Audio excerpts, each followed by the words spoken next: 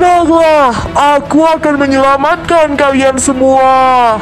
Hei monster jahat, hadapi aku. Berubah. Bersiaplah. Hia, hia, hia, hia, hia, hia. Nah, sudah menang ya teman-teman. Waktunya belajar. Peredaran darah manusia.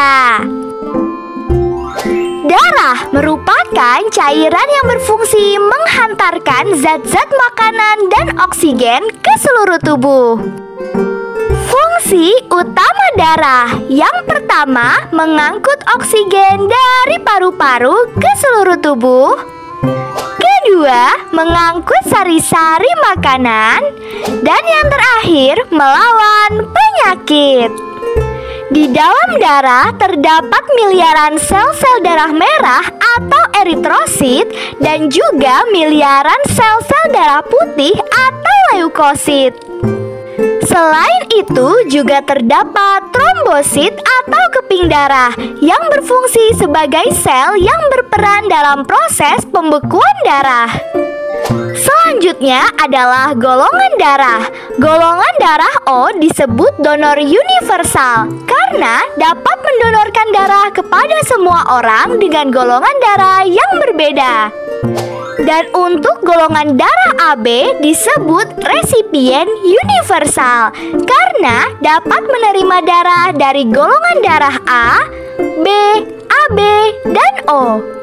Nah, donor adalah orang yang memberikan darahnya, sedangkan resipien adalah orang yang menerima darah.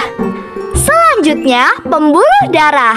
Pembuluh darah terbagi menjadi 3. Yang pertama, pembuluh nadi atau arteri, yaitu darah yang keluar dari jantung akan melalui pembuluh nadi. Darah yang keluar dari jantung banyak mengandung oksigen. Kedua adalah pembuluh balik atau vena, yaitu pembuluh yang membawa atau mengalirkan darah dari seluruh tubuh ke jantung. Yang ketiga, pembuluh kapiler, yaitu pembuluh darah yang sangat halus dengan dinding yang tipis dan berpori, berfungsi sebagai tempat pertukaran antara oksigen dan karbon dioksida.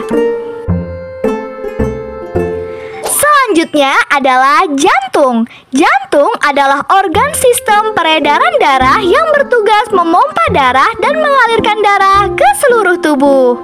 Nah, jantung terletak pada rongga dada di antara kedua paru-paru di atas diafragma dengan posisi condong ke kiri.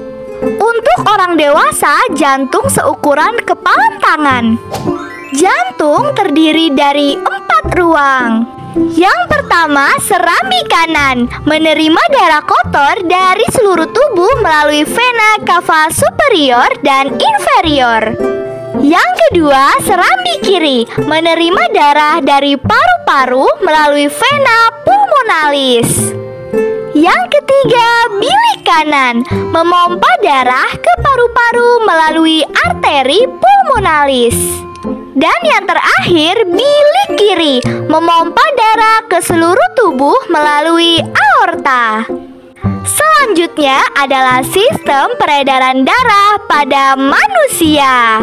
Pertama yaitu peredaran darah kecil. Peredaran darah dari jantung menuju paru-paru kemudian kembali lagi ke jantung. Yang kedua, peredaran darah besar. Peredaran darah dari jantung menuju ke seluruh tubuh dan kembali lagi ke jantung. Perhatikan, darah yang menuju paru-paru mengandung karbon dioksida, sedangkan darah yang menuju jantung mengandung oksigen.